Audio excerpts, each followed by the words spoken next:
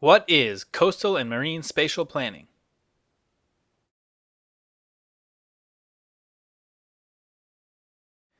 There's a lot of talk among politicians and scientists about the use of coastal and marine spatial planning as a new way for Americans to manage the different uses of our oceans and coasts.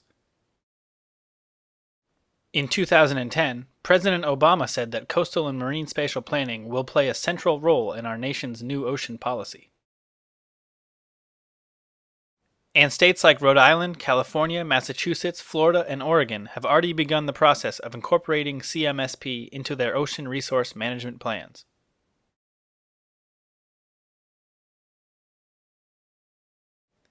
But what is coastal and marine spatial planning? What can it do?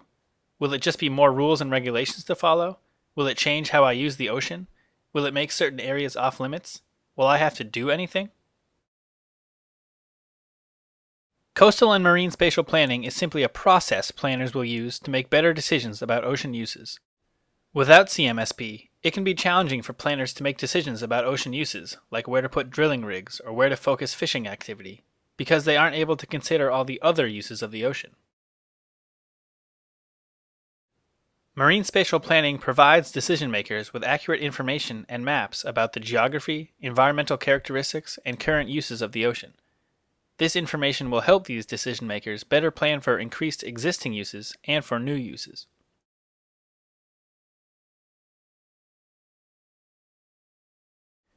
Under the current sector-by-sector or use-by-use approach, each use of the ocean is planned for under different laws and through different government agencies. Because of the lack of coordination between these laws and agencies, decisions made for one ocean use can end up conflicting with another use. If nothing is done, these conflicts are set to increase as the need for ocean space grows.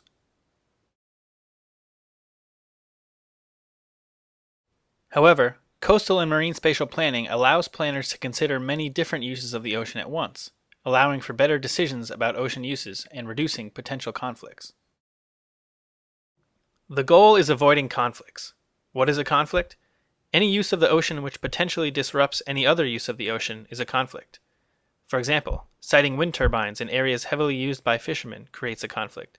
Siting marine protected zones in important fishing areas creates a conflict.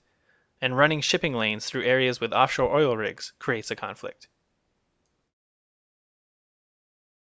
By reducing conflicts, the number of uses and users of the ocean will be able to grow while still protecting the sensitive and valuable environmental characteristics of the ocean, allowing compatible uses to share ocean space, and streamlining permits and paperwork.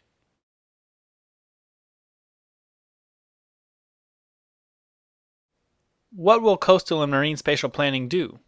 How does CMSP reduce conflicts?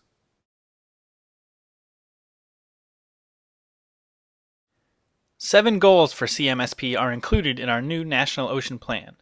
It's hoped that CMSP will support sustainable, safe, secure, efficient, and productive uses of the ocean, protect, maintain, and restore ocean resources and ensure resilient ecosystems, provide for and maintain public access to the ocean and coasts, promote compatibility among ocean uses and reduce conflicts, improve regulatory decision-making, increase certainty and predictability in planning for and investing in ocean uses, and enhance interagency, intergovernmental, and intercontinental communication and collaboration.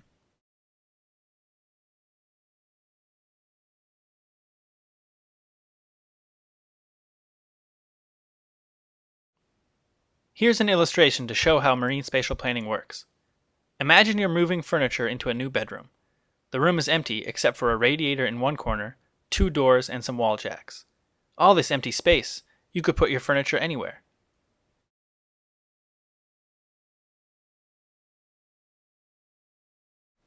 However, when you stop and think about how you will use your room, you realize you don't have as many options as you first thought. You don't want to put furniture in the walkway between the two doors. You can't put anything right next to the radiator. You'll need to put the TV near the cable jack, so you can't put your bed there. You want to position your bed to take advantage of the morning sunlight. Pretty soon you've got a map showing how your room will be used. Arranging your furniture based on this map will ensure that your room will be comfortable from the start.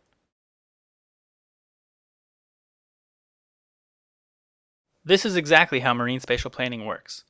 The more you know about how the ocean is used, and the more planning you can do in advance, the fewer conflicts there will be between uses. By taking into account physical features of the sea, like environmental characteristics, oil rigs, ports, MPAs, breeding grounds, as well as temporary uses like migration routes and shipping channels, decision makers can work to avoid conflicts.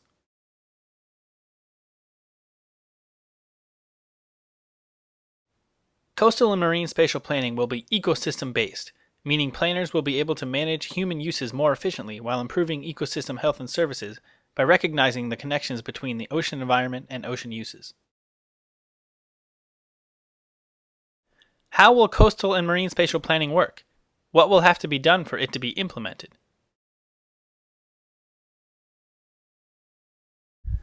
In order to best manage the different uses of our oceans and coasts, it's first important to gather precise information on the ocean itself and on how it's being used. In order to do that, representatives of current ocean users, such as commercial and recreational fishermen, shipping companies, oil drillers, and recreational boaters, will meet with government representatives to report on the ways they use the oceans. At the same time, scientists will work to take measurements and make maps of the ocean's physical attributes, including currents, depths, seafloor habitats, and animal populations. The federal program. In July 2010, President Obama established a national policy for the stewardship of the ocean, our coasts, and the Great Lakes. In it, the President directs agencies to begin creating a framework for the implementation of coastal and marine spatial planning. The framework will create 9 regional planning bodies to implement CMSP in different geographic regions of the country. Membership in these regional bodies will include federal, state, local, and tribal officials, non-government organizations, scientists, and the ocean users themselves. Together, those members will identify and map out current patterns of ocean use, gather information on physical ocean characteristics, and identify areas, like permitting and licensing, that can be streamlined by coastal marine spatial planning. State programs. Some states have already begun implementing coastal and marine spatial planning for the waters under their control, from the coastline to 3 miles out. State programs will likely look similar to the federal program, just on a more local level. Indeed, states and federal officials will work very closely together to ensure that plans are compatible.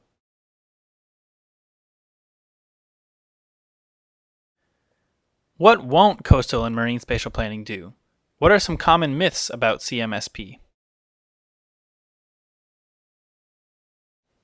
CMSP won't make certain parts of the ocean off limits.